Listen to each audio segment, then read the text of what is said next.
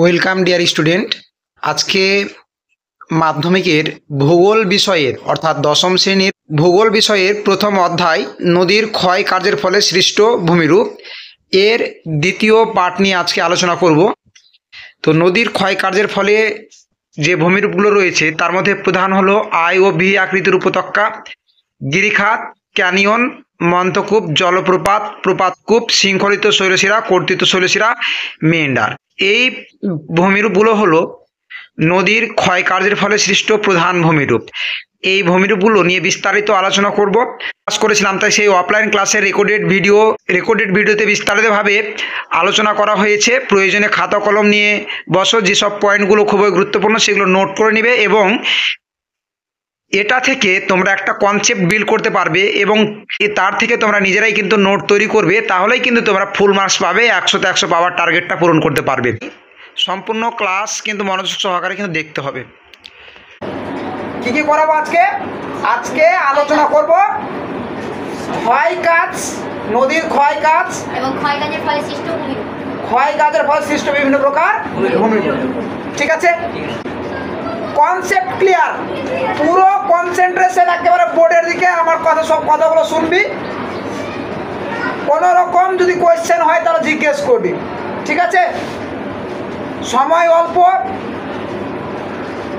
এটাকে আবার রিভাইজ করতে গেলে রিভিশন না করে দিলে হবে না, কিন্তু আগে বলে দিলাম রিভিশন দিতে হবে। তারপর তোরা পড়তে হবে আরো বেশি। আমি যা পড়াচ্ছি তার চেয়েও তোদের কিন্তু পড়তে হবে, এটা কিন্তু মাথায় রাখবে। আমি যা পড়াচ্ছি সেটা পড়ে থেকে গেলি, আমি যেদিন পড়া ধরবো সেদিন গিয়ে পড়লি হবে না। আমি যখন পড়াচ্ছি, যেদিন পড়াচ্ছি সেদিনই পড়তে হবে এবং সেই দিনে পড়ে সেটাকে বিষয়টাকে কনসেপ্টটাকে ক্লিয়ার করতে হবে। যদি কোনো ডাউট থাকে পরের দিন আমাকে জিজ্ঞেস করবি। আলোচ্য বিষয় হচ্ছে নদীর ক্ষয় কাজ এবং ক্ষয় কাজের ফলে সৃষ্ট বিভিন্ন প্রকার ভূমিরূপগুলো। ঠিক আছে, তাহলে ক্ষয় বলতে কি বুঝি? ক্ষয় বলতে যেটা বোঝায় যে কোনো উঁচু ভূমিরূপের বিভিন্ন পদার্থগুলো বিভিন্ন প্রাকৃতিক শক্তি দ্বারা অপসারিত হওয়া, তাই তো। তো নদীর ক্ষয় কাজ মানে কি? নদীর দ্বারা কোনো উচ্চ ভূমি বা নদী যেটা দিয়ে প্রবাহিত হচ্ছে বিভিন্ন পদার্থগুলো নদীর দ্বারা যখন কোনো উচ্চ গতিতে, সাধারণত উচ্চ গতিতে সর্বাধিক ক্ষয় হয়, মধ্য গতিতে ক্ষয় বহন সঞ্চয়, নিম্ন গতিতে সঞ্চয়ের পরিমাণটা বেশি, ক্ষয়ের পরিমাণ কম। ঠিক আছে, তো নদীর ক্ষয় প্রক্রিয়াগুলো কি কি? নদীর ক্ষয়ের প্রক্রিয়াগুলো যদি না জানলে হবে না। নদীর ক্ষয়ের প্রক্রিয়াগুলো কিন্তু আগে জানতে হবে।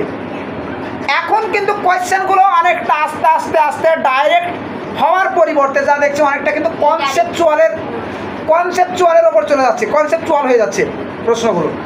আগে কনসেপচুয়াল কম হতো, কিন্তু এখন কিন্তু কনসেপচুয়াল কোয়েশ্চেন হয়ে যাচ্ছে আস্তে আস্তে, শর্ট কোয়েশ্চেনগুলো বলছি। ঠিক আছে, তো ক্ষয় প্রক্রিয়াগুলোর মধ্যে প্রথমে আছে অবঘর্ষ ক্ষয়। তার প্রথমে হচ্ছে কি? তার অবঘর্ষ ক্ষয়টা কি জিনিস? অবঘর্ষ মানে কি? ধর এটা দিয়ে যদি নদী আসে, তাহলে নদীর জলের সঙ্গে নুড়ি কাকড় আছে, নুড়ি কাকড় পলিবালি আছে, ওদের দ্বারা যখন নদী খাতে ক্ষয় হবে তখন সেটাকে বলা হবে কি? অবঘর্ষ ক্ষয়। তখন সেটা কি বলা হবে? অবঘর্ষ ক্ষয়। তো সোজা কথায় কি? নদীর জলের সাথে প্রবাহিত নুড়ি কাকড়ের দ্বারা নদী খাতে যে ক্ষয় হয় তাকে কি বলে? অবঘর্ষ ক্ষয়। ঠিক আছে, তাহলে 1 নম্বর হয়ে গেল। 2 নম্বর ঘর্ষণ ক্ষয়। আচ্ছা, ঘর্ষণ মানে তো বুঝিস, ঘষা লাগা। ঘর্ষণ মানে হচ্ছে ঘষা লাগা, তাই তো। এবার ধর যে নদীর জলের সাথে নুড়ি কাকড়গুলো আছে একে অপরের সঙ্গে সংঘর্ষে, একে অপরের সঙ্গে আয়তনে ছোট হয়, ক্ষয়প্রাপ্ত হয়, তাই তো। ক্ষয়প্রাপ্ত হয়ে আয়তনে ছোট হয় সংঘর্ষের ফলে। তো এইটাকে আমরা বলবো ঘর্ষণ ক্ষয়। এটা কি বলবো? ঘর্ষণ ক্ষয়।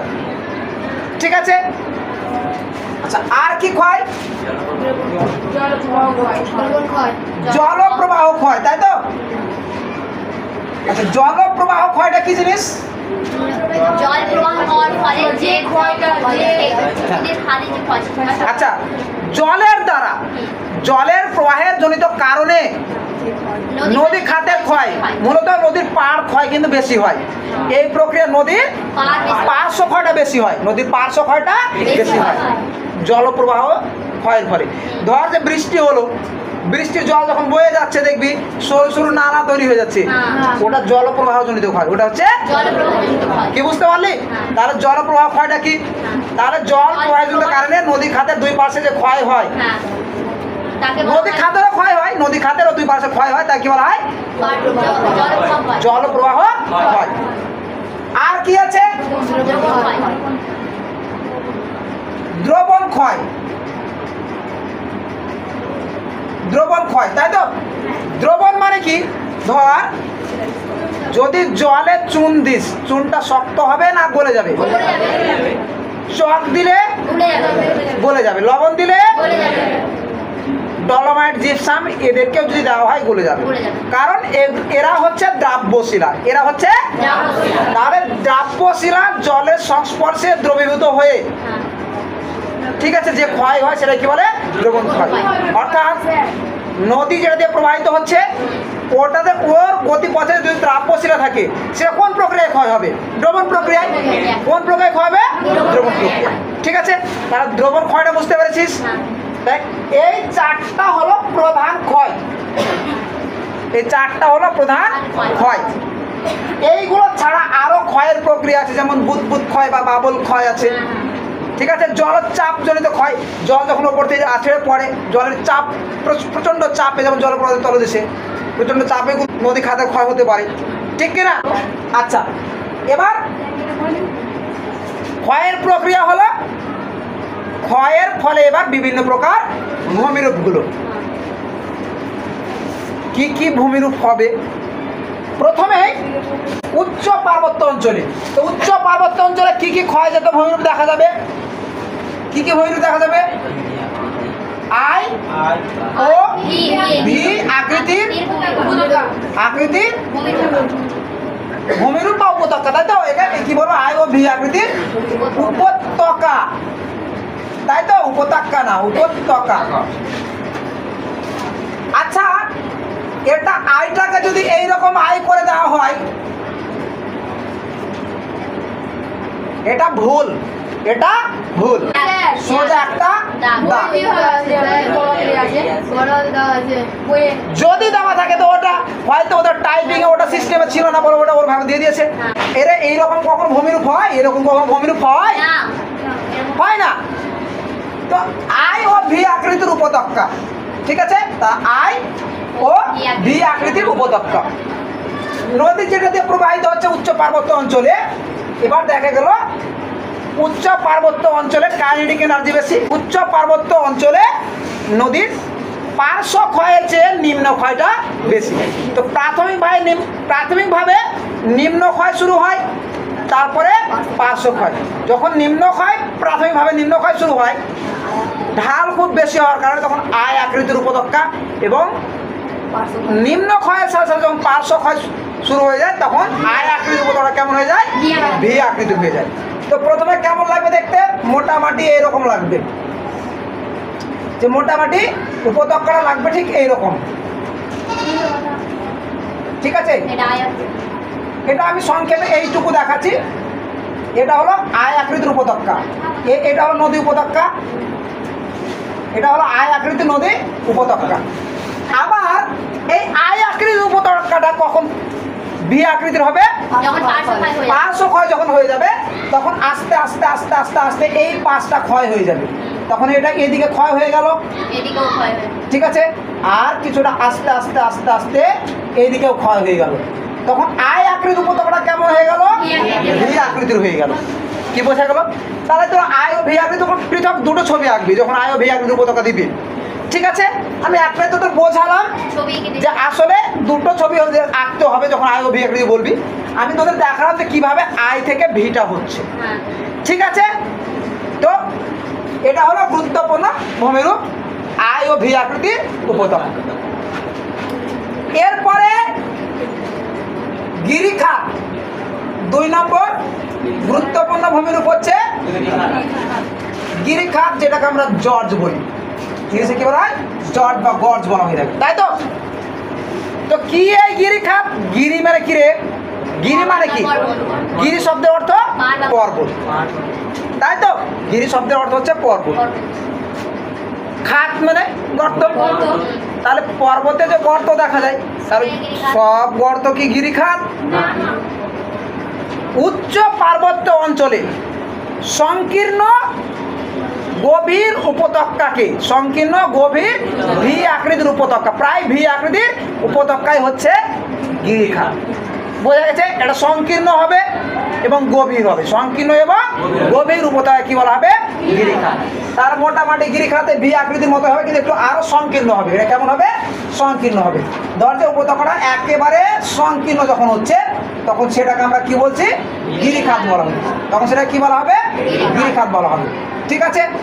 তাহলে আয় ও ভি আকৃতির উপত্যকা হলো, আয় ও ভি আকৃতির উপত্যকা হলো গিরিখাত হলো। ঠিক আছে?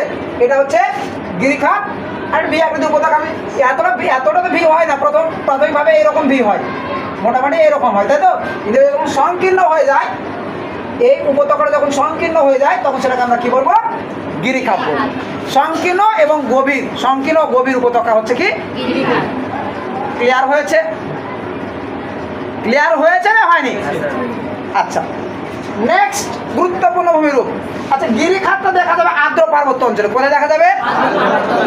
আর্দ্র পার্বত্য অঞ্চলে। কিন্তু শুষ্ক পার্বত্য অঞ্চলে গিরিখাত হবে না, ক্যানিয়ন সৃষ্টি হবে। কি সৃষ্টি হবে? ক্যানিয়ন। তাহলে গিরিখাত এবং ক্যানিয়নের মধ্যে পার্থক্য আসতে পারে। গিরিখাত আর্দ্র অঞ্চলে, এটা ভি আকৃতির হয়ে থাকে সাধারণত, আর ক্যানিয়ন কেমন হবে? আই আকৃতির। গিরিখাত দেখা যাবে আর্দ্র পার্বত্য অঞ্চলে, ক্যানিয়ন দেখা যাবে শুষ্ক পার্বত্য। শুষ্ক পার্বত্য অঞ্চলে। গিরিখাতে পার্শ্ব ও নিম্ন ক্ষয় দুটোই হয়, আর ক্যানিয়নের ক্ষেত্রে সাধারণত নিম্ন ক্ষয়টা অধিক। বোঝা গেছে? এই হলো গিরিখাত এবং ক্যানিয়নের মধ্যে। হ্যাঁ, তাহলে শুষ্ক অঞ্চলে আয় আকৃতির, তো ঠিক কেমন?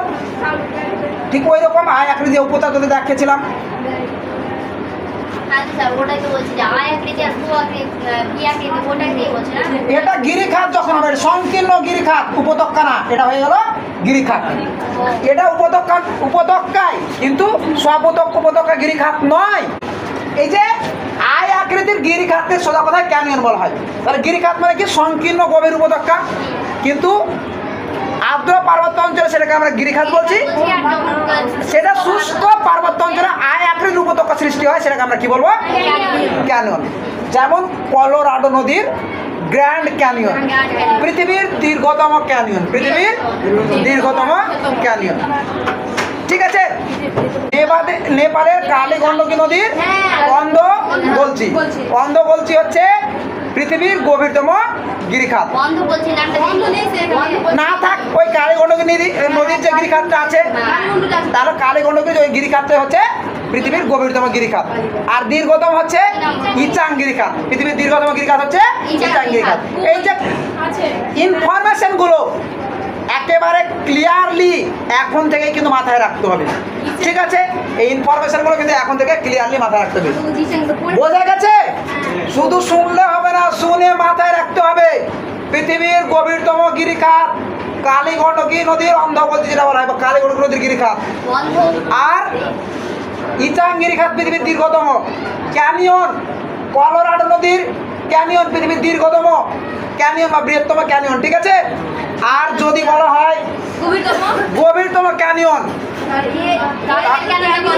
এল ক্যানন্দা কলকা, তাই তো? তারপরে যদি এইরকম বলা হয় যে পশ্চিমবঙ্গের কোথায় ক্যানিয়ন দেখা যায়? শিলাবতী নদীতে। হ্যাঁ, তাহলে শিলাবতী নদীতেও ক্যানিয়ন দেখা যায়। আরে এটা গ্র্যান্ড ক্যানিয়ন না, গ্র্যান্ড ক্যানিয়ন নদী কলোরাডো নদীতে। গ্র্যান্ড ক্যানিয়ন রয়েছে কলোরাডো নদীতে। আর শিলাবতীতে নদীতে ক্যানিয়ন দেখা যায়, এটা আমাদের পশ্চিমবঙ্গের ভারতের গ্র্যান্ড ক্যানিয়ন বলা হয়। এটা আমাদের ভারতের গ্র্যান্ড ক্যানিয়ন বলা হয়। কাকে? শিলাবতী নদীর ক্যানিয়ন বলা হয় ভারতের গ্র্যান্ড ক্যানিয়ন। ঠিক আছে, এটা কিন্তু সম্পূর্ণ আলাদা বিষয়। ও তার মানে ওটা গ্র্যান্ড ক্যানিয়ন রয়েছে কোথায়? কলোরাডো নদীতে। কিন্তু ওটার সাথে কি এটাকে তুলনা করে ভারতে যখন দেখছে তখন হ্যাঁ, ভারতের এটাকে ভারতের গ্র্যান্ড ক্যানিয়ন বলা হয়। ঠিক আছে, এরপরে ভূমিরূপ কি আছে 4 নম্বর? আচ্ছা, এরপরে হচ্ছে মন্থকূপ বা পটহোল। এরপরে মন্থকূপ বা পটহোল। তাহলে নদী খাতে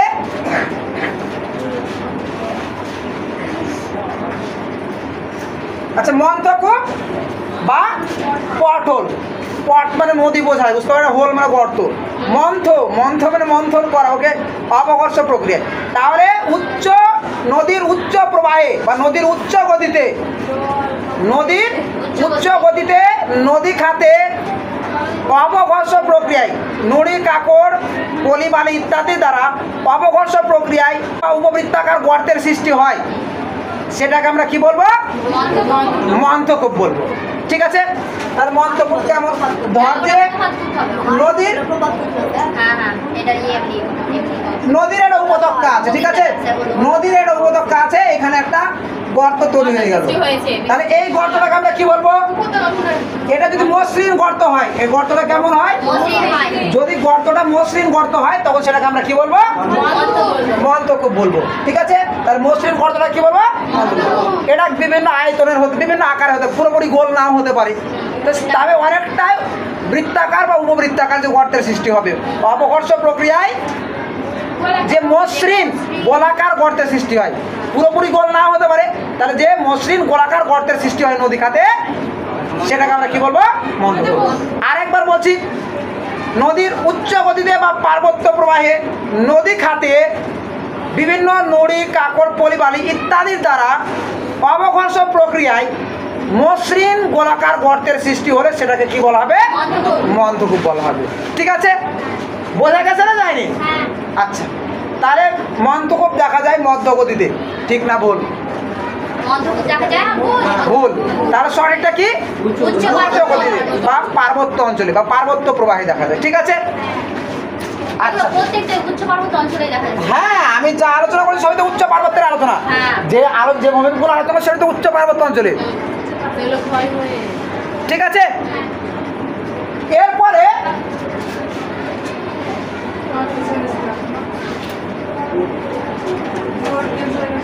জলপ্রপাত।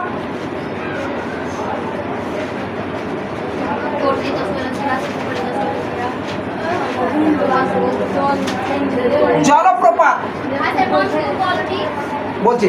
আচ্ছা, জলপ্রপাতের আগে আর একটা জিনিস বলে নিই,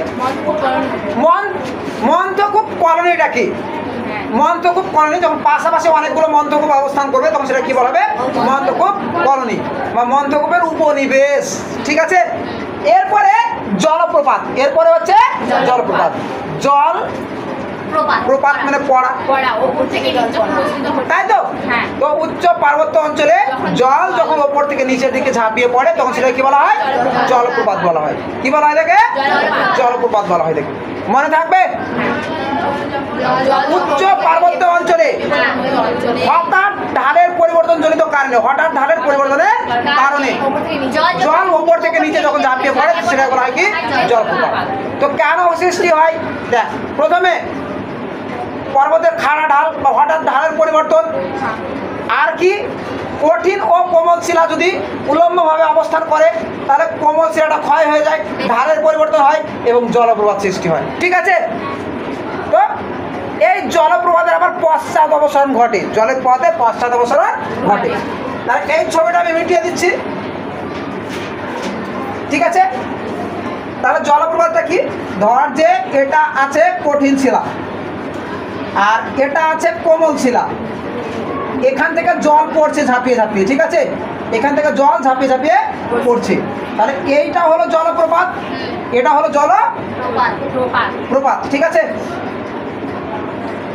তাহলে এটা হচ্ছে কঠিন শিলা আর এটা হচ্ছে কোমল শিলা।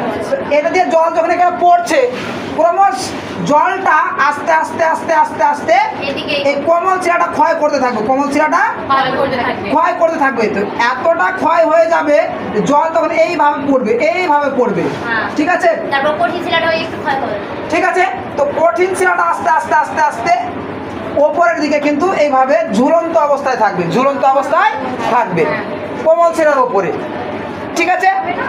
তখন এবার এই যে ওপর দিয়ে যখন জল প্রবাহিত হবে, এই জলের চাপে এক সময় এই কঠিন শিরাটা কিন্তু ভেঙে যাবে, হ্যাঁ। কঠিন শিরাটা ভেঙে যাবে, অর্থাৎ জলপ্রপাতটা আস্তে আস্তে পিছন দিকে, উৎসের দিকে, হ্যাঁ। নদীর উৎসের দিকে সরতে থাকবে। হ্যাঁ।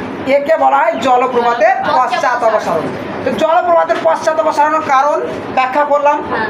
বা কিভাবে হয় এভাবে কয়েকটা ছবি এঁকে দেখাবি। আমি একটা ছবিতে তোদের বোঝালাম, কিন্তু এরকম পরপর কয়েকটা ছবি একে বোঝাতে হবে যে জলপ্রপাতের পশ্চাৎ অবসারণ কিভাবে ঘটে, 3 মার্কের আসে, ব্যাখ্যা করো, ঠিক আছে? এবার যেখানে জল পড়ে, যেখানে জলটা পড়ছে, জলপ্রপাতের জলটা যেখানে পড়ছে, সেখানে হাড়ির মতো একটা গর্তের সৃষ্টি হয়, হাড়ির মতো গর্তের সৃষ্টি হয়। এই হাড়ির মতো গর্তটাকে কি বলা হয়? তাকে প্রপাতকূপ বা প্লাঞ্চপুল, প্রপাতকূপ বা প্লাঞ্চপুল। তাহলে প্রপাতকূপ কি বা কাকে বলে? তাহলে জলপ্রপাতের পাদদেশে বা নিচে বা তলদেশে, ঠিক আছে? যে হাড়ির মতো যে গর্তের সৃষ্টি হয় তাকে কি বলা হয়? জল। তাকে কি বলা হয়? তাকে প্রপাতকূপ বা প্লাঞ্চপুল, ঠিক আছে? আচ্ছা স্যার, তাহলে প্রপাতকূপ আর মন্থকূপ দুটো সম্পূর্ণ ভিন্ন জিনিস, হ্যাঁ। দুটোই উচ্চ গতিতে দেখা যায়, কিন্তু প্রপাতকূপ কেবলমাত্র দেখা যায় জলপ্রপাতের পাদদেশে। বোঝা গেছে? আচ্ছা, এবারকার তোদেরকে একটু ভাবার জন্য প্রশ্নটা ঘুরিয়ে দিবে, যে সংজ্ঞা দিল এইভাবে যে জলপ্রপাতের পাদদেশে হাড়ির মতো যে গর্ত সৃষ্টি হয় তাকে বলে মন্থকূপ। শুদ্ধ অশুদ্ধ? তাহলে কি হবে? অশুদ্ধ। সেটাকে প্রপাতকূপ বলা হয়, তাকে তো মন্থকূপ বলা হয় না, ঠিক আছে? এবার প্রপাতকূপের আর মন্থকূপের আর কি পার্থক্য? যে মন্থকূপ এটা জলপ্রপাতের পাদদেশে দেখা যাবে না, এটা কিন্তু অবঘর্ষ প্রক্রিয়ায় সৃষ্টি। এটা কোন প্রক্রিয়ায় সৃষ্টি? অবঘর্ষ প্রক্রিয়ায় সৃষ্টি হয়। আর প্রপাতকূপ সৃষ্টি হয় জলপ্রপাতের পাদদেশে জলচাপ এবং অবঘর্ষ প্রক্রিয়ায়, ঠিক আছে? হ্যাঁ, জলচাপ এবং অবঘর্ষ উভয় প্রক্রিয়ায় সম্মিলিতভাবে কিন্তু এটা প্রপাতকূপটা সৃষ্টি হবে। এবার জলপ্রপাতের তলদেশে কিন্তু মসৃণ হয় না, যে হাড়ের মতো যে গর্ত, ওটা হাড়ের মতো, তাই তো? মন্থকূপটা দেখতে কেমন? গোলাকার বা উপবৃত্তাকার, আর এটা অনেকটা হাড়ির নেই, ঠিক এইরকম হয়ে যায়। কেমন বলতো? হাড়ি কেমন লাগে? এইরকম লাগবে, ঠিক হাড়ির মতো, ঠিক আছে? মানে এরকম জল পড়ছে, এরকম হাড়ির মতো গর্ত, ঠিক আছে? এরকম হাড়ির মতো গর্ত হয়ে যাচ্ছে, এটা হচ্ছে প্রপাতকূপ। কিন্তু ওটা তো হাড়ির মতো লাগবে না, ওটা কেমন লাগবে? মন্থকূপ লাগবে উপবৃত্তাকার বা গোলাকার। আর সবচেয়ে গুরুত্বপূর্ণ বৈশিষ্ট্য যে মন্থকূপ মসৃণ, মন্থকূপের তলদেশটা কেমন হবে? মসৃণ হবে, ঠিক আছে? আর প্রপাতকূপটা কিন্তু মসৃণ হয় না, সাধারণত মসৃণ হয় না, ঠিক আছে? আচ্ছা, এবার আর কি ভূমিরূপ আছে? উচ্চ পার্বত্য, এইগুলো ছাড়া আর কি কি ভূমিরূপ আছে? এটা তো বললাম যে ঢালের পরিবর্তন, কঠিন ও কোমল শিলা পাশাপাশি অবস্থান, ঠিক আছে? বা নিক বিন্দুর সৃষ্টি, নিক বিন্দুতে জলপ্রপাত সৃষ্টি হয়। এবার নিক বিন্দুটা কি? এবার অনেক সময় যদি আসে যে নিক বিন্দুতে জলপ্রপাত সৃষ্টি হয়, শুদ্ধ না অশুদ্ধ? তাহলে শুদ্ধ। প্রশ্ন এলো, নিক বিন্দুতে জলপ্রপাত সৃষ্টি হয় শুদ্ধ না অশুদ্ধ? তাহলে এটা শুদ্ধ। নিক বিন্দুটা কি? ধর এইটা দিয়ে নদী প্রবাহিত হচ্ছে, এই ঢাল দিয়ে নদী প্রবাহিত হচ্ছে, ঠিক আছে? এবার হঠাৎ করে মনে কর ভূ আন্দোলনের প্রভাবে এইটুকু বসে গেল, ঠিক এইরকম হয়ে গেল, তাহলে কি হলো? এই যে এটা হচ্ছে আগের পুরাতন ঢাল, আর এইটা হচ্ছে নতুন ঢাল। পুরাতন ঢাল এবং নতুন ঢালের সংযোগ বিন্দু, এইটাকে বলা হয় নিক বিন্দু। এটাকে কি বলা হয়? এটাকে নিক বিন্দু। তাহলে নিক বিন্দুতে এইখানে তো ঢালের পরিবর্তন হয়, তাহলে নিক বিন্দুতে যেহেতু নতুন এবং নিক বিন্দুতে যেহেতু নতুন এবং পুরাতন ঢালের সংযুক্ত হয়, মানে নতুন এবং পুরাতন ঢাল মিশে, সেখানে ঢালের পরিবর্তন দেখা যাওয়ার কারণে এই নিক বিন্দুতে কিছু জলপ্রপাত সৃষ্টি হয়। এখানেও আসতে পারে নিক বিন্দুতে জলপ্রপাত সৃষ্টি হয়, কারণ ব্যাখ্যা করো। বাস কারণটা এটাই, যেখানে ঢালের পরিবর্তন দেখা যায়। আর আমরা জানি যে ঢালের পরিবর্তন হলে ওখানে জলপ্রপাতের সৃষ্টি হবে। তাহলে নিক বিন্দুতে জলপ্রপাত সৃষ্টি হয়, তাহলে নিক বিন্দু জলপ্রপাত সৃষ্টির একটি কারণ। বোঝা গেছে? এগুলো জলপ্রপাতের উদাহরণগুলো কিন্তু মাথায় রাখতে হবে। জলপ্রপাতের উদাহরণগুলো মাথায় রাখতে হবে। কি কি উদাহরণ আছে? পৃথিবীর উচ্চতম জলপ্রপাত কি আছে বলতো? পৃথিবীর উচ্চতম জলপ্রপাত হলো সাল্টো অ্যাঞ্জেল। পৃথিবীর উচ্চতম জলপ্রপাতের নাম কি? সাল্টো অ্যাঞ্জেল পৃথিবীর উচ্চতম জলপ্রপাত। ঠিক আছে। ভারতের উচ্চতম জলপ্রপাত কর্ণাটকের ভারাই নদীতে অবস্থিত কুঞ্চিকল ভারতের উচ্চতম জলপ্রপাত। তাহলে কুঞ্চিকল হলো ভারতের উচ্চতম জলপ্রপাত। ঠিক আছে। এবার পৃথিবীর একটি সুদৃশ্যতম জলপ্রপাতের নাম কি রে? নায়াগ্রা জলপ্রপাত। এটা কোন নদী রয়েছে? সেন্ট লরেন্স নদীতে। কোন নদী রয়েছে? সেন্ট লরেন্স নদীতে। আর কি কি জলপ্রপাত? যেমন নর্মদা নদীর উল্লেখযোগ্য জলপ্রপাত কপিলধারা এবং ধোঁয়াধর। কপিলধারা এবং ধোঁয়াধর। কপিলধারা চ্যুতিতে অবস্থিত জলপ্রপাত। কপিলধারা হলো চ্যুতি। আচ্ছা, তার চ্যুতি জলপ্রপাত সৃষ্টির একটি কারণ। চ্যুতি হচ্ছে জলপ্রপাত সৃষ্টির একটি। তার চ্যুতিটা কি জিনিস? যখন একটা ফাটল বরাবর একটা ভূমিভাগ বসে যায়, ওটাকে কি বলা হয়? চ্যুতি। তার চ্যুতির ফলে জলপ্রপাত সৃষ্টির একটি কারণ। ঠিক আছে। তাহলে কপিলধারা কি ধরনের জলপ্রপাত? চ্যুতিতে সৃষ্টি এক ধরনের জলপ্রপাত। ঠিক আছে। সুবর্ণরেখার হুড্রু জলপ্রপাত। তাহলে হুড্রু জলপ্রপাত কোন নদীতে রয়েছে? সুবর্ণরেখা। কপিলধারা এবং ধোঁয়াধর রয়েছে নর্মদা নদীতে। ঠিক আছে। আরও ভারতের উল্লেখযোগ্য কয়েকটা জলপ্রপাত মনে রাখতে হবে। শিব সমুদ্রম জলপ্রপাত কাবেরী নদীতে রয়েছে। শিব সমুদ্রম জলপ্রপাত কোন নদী রয়েছে? কাবেরী নদী। তো এইভাবে উল্লেখযোগ্য জলপ্রপাতগুলো কিন্তু মাথায় রাখতে হবে। এরপরে আর কি হয়? শৃঙ্খলিত শৈলশিরা। শৃঙ্খলিত শৈলশিরা মানে কি? শৃঙ্খলিত শৈলশিরা কি? এটা একটা পাহাড় আছে, ঠিক আছে, ওর পাশাপাশি আরেকটা পাহাড় আছে। এবার নদী যখন এই পাহাড়গুলোকে না কেটে এঁকে বেঁকে প্রবাহিত হবে, না কাটতে পেরে, তখন এটাকে কি বলা হবে? শৃঙ্খলিত শৈলশিরা। কিন্তু ওই পাহাড়গুলো বা টিলাগুলো যদি কোমল শিলা হয়, তাহলে নদী ওই শৈলশিরাগুলোকে কেটে সোজা পথে প্রবাহিত হওয়ার চেষ্টা করে, অর্থাৎ এটা কেটে যায়। কেটে যাওয়ার ঘটনাকে কি বলা হয়? কর্তিত। তাহলে এইটাকে কি বলা হবে? কর্তিত শৈলশিরা। যখন এটা কেটে যাবে নদীর দ্বারা, তখন সেটাকে কি বলা হবে? কর্তিত শৈলশিরা। তো নদীর প্রবাহ পথে যখন কোমল শিরা কর্তিত শৈলশিরা অবস্থান করে, তখন নদী ওই শৈলশিরাগুলো কেটে প্রবাহিত হয়। ওই পাহাড় সেই অঞ্চলগুলো কেটে প্রবাহিত হয়। এই ধরনের শৈলশিরাকে আমরা বলবো কর্তিত শৈলশিরা।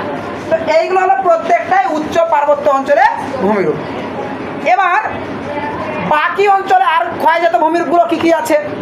এগুলো ছাড়া আর কি কি ক্ষয়জাত ভূমিরূপ আছে? এবার তোদের পরীক্ষায় যদি আসে কি কি আসবে? যে কোনো 3টা ভূমিরূপ। কিন্তু শর্ট কোয়েশ্চেনের জন্য 3টা ভূমিরূপ করলে হবে না, সবটা পড়তে হবে, ভালো করে ডিটেলস একটু বুঝতে হবে, তাই তো? শর্ট কোয়েশ্চেনের জন্য কিন্তু 3টা পড়লে হবে না, শর্টটাকে ভালো করে কিন্তু আয়ত্ত করতে হবে। আচ্ছা, মিয়েন্ডার এটা কোথায় দেখা যায়? এটা মধ্য ও নিম্ন গতিতে।